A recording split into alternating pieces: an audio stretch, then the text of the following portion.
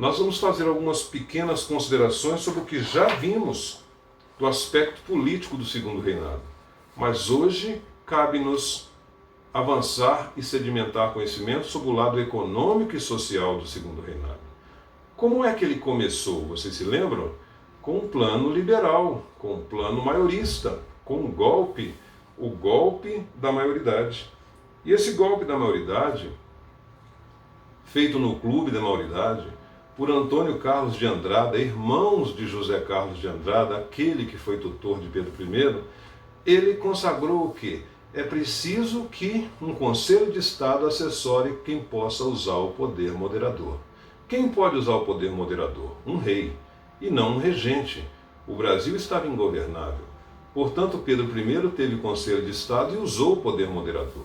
E agora, Pedro II teria de novo o Conselho de Estado e poderia usar o poder moderador para pacificar e fazer avançar o Império Brasileiro. Isso já conhecemos.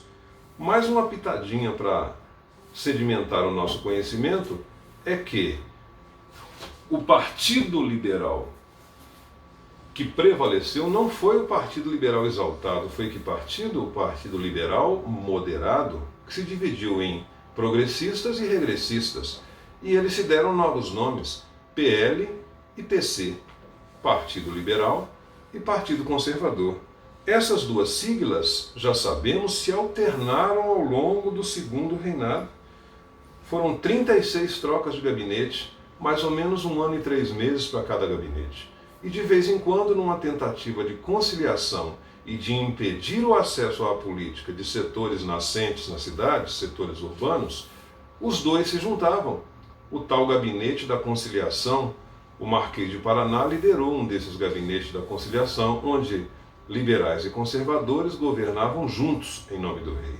Portanto, o que dizia-se na época nos jornais é que nada mais parecido com um liberal do que um conservador no governo, ou nada mais parecido com um conservador do que um liberal no governo. E o povo, na sua sapiência, traduzia: são farinha do mesmo saco. Representavam a mesma elite latifundiária e escravista. Também já conhecemos que o golpe foi liberal e o primeiro gabinete de Pedro II foi liberal. Mas houve naquela época fraude nas eleições na Câmara, violência na captura dos votos, e essas eleições foram apelidadas de eleições do cacete. Bom, Dom Pedro, pressionado, dissolveu a Câmara e fez um novo gabinete de governo, um gabinete conservador. Vejam que superpoderes nas mãos do mandante dão a ele uma margem de manobra quase que ditatorial.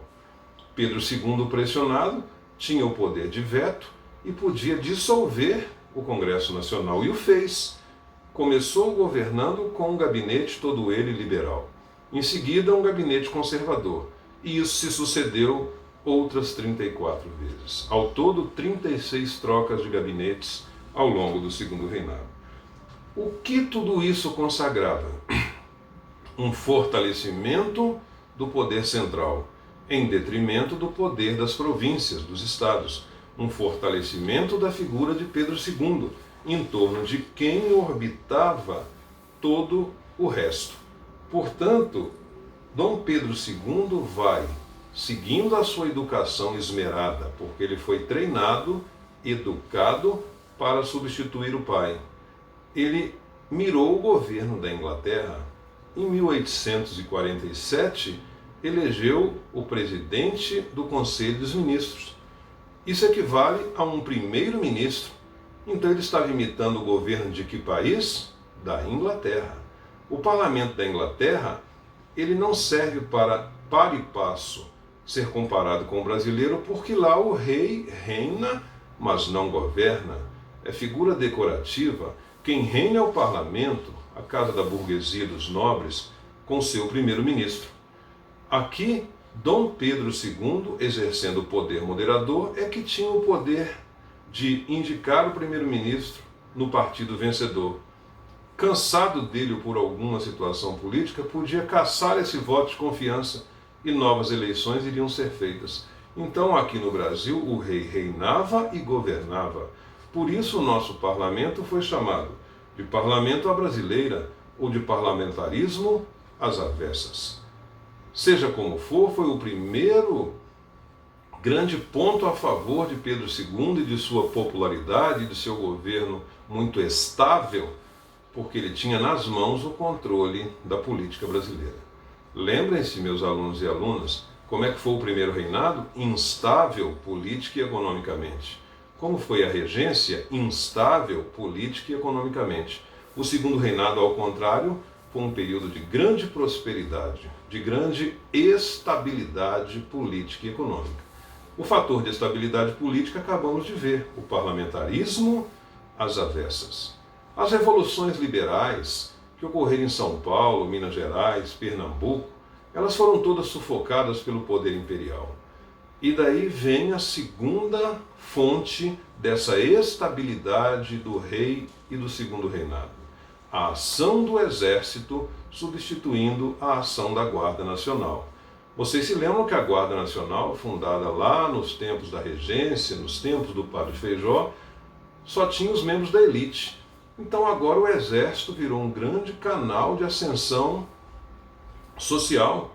O exército precisou crescer para atender às demandas do país e esse exército virou o braço armado do rei Pedro II. Figuras exponenciais como o Marechal Caxias, o Barão de Caxias, o patrono do exército, são emblemáticas, mas vários outros contribuíram, tanto no exército quanto na marinha, para que Pedro II tivesse o sucesso que teve. A Revolução Praieira, a Revolução de Pernambuco, a briga das elites pernambucanas que diziam que era uma revolução popular e socialista, um certo exagero. O que havia lá era uma briga política para ver que grupo deveria prevalecer.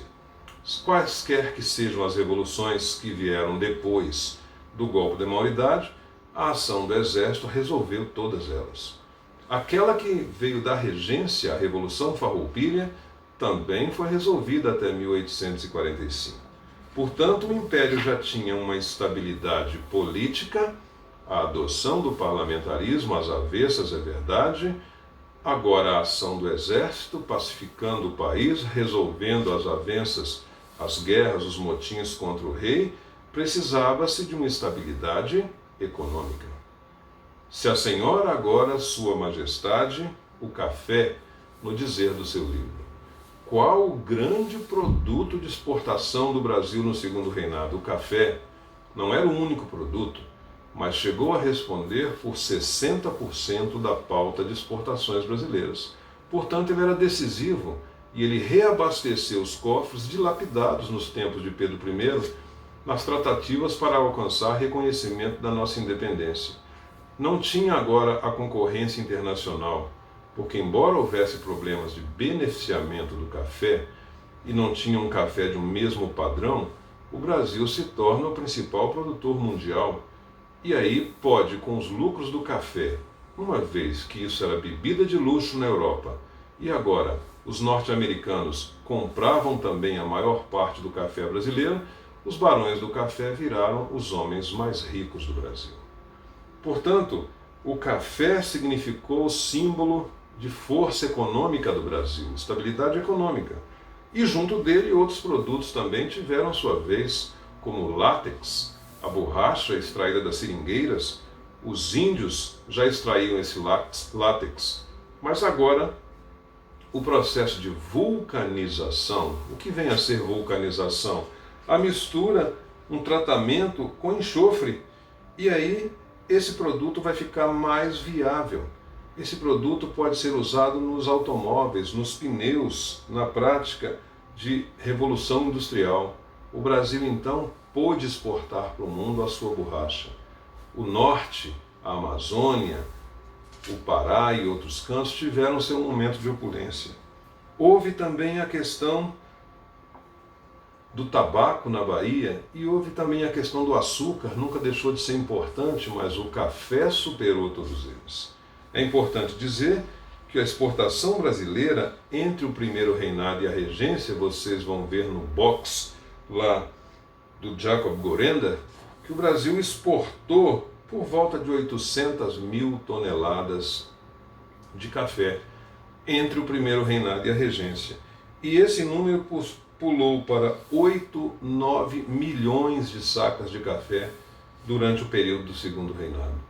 Portanto, de 800 mil sacas para 9, 10 milhões de sacas de café, o café tornou-se produto decisivo na balança.